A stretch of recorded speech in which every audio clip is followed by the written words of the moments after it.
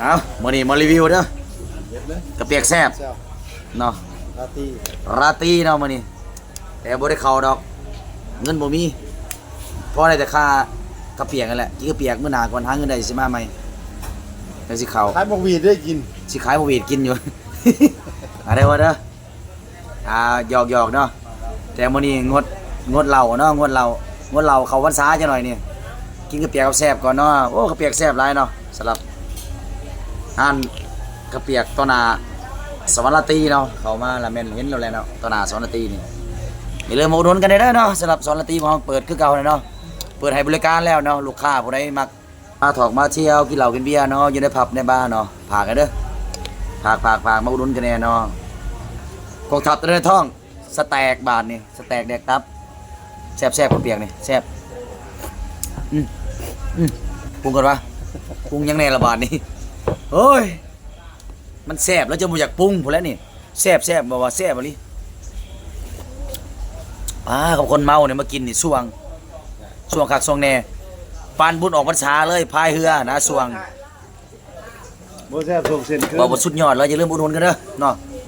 ท่านสมรตีเนาะกระเปียกบอกว่าคักไปบ่มาบอกโลดว่าบ่ฮอดสวรรค์ใส่พริกก่อนนี่พริกก็แซ่บๆเนี่ย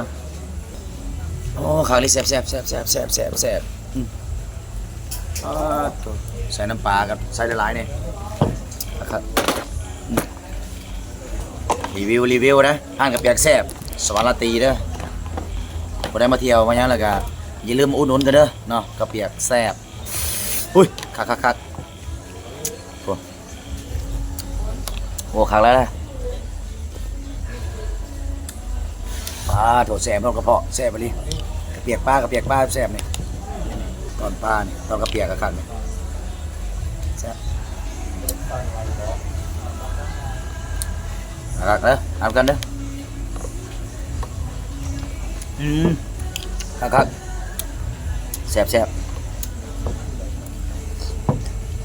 ว้าตัวครับ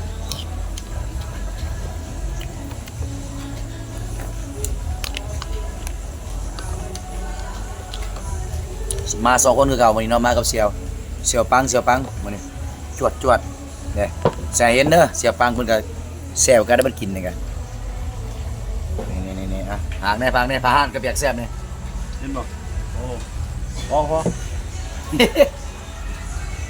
ไรบ่เป็นเว้าบ่หลายเพิ่นว่าเด้เมาแล้วเพิ่นว่าเมาก็ยาแต่ว่าผู้ใดเมาอย่าลืมมาอุดหนุนร้านนี่เนาะบอกโลดว่ากินแล้วสวงแซ่บกระเปียกนี่บอกโลดเขาบอกการันตีเลยว่าแซ่บเนาะเขาไปรีวิวหลายห้านแล้วมันเจอห้านนี่แซ่บอีหลีดูเป็นน้ำข่อยเมาหรือใดนี่แซ่บโถคักอีหลีจนบ่ใส่ไม่ถูกปะนะ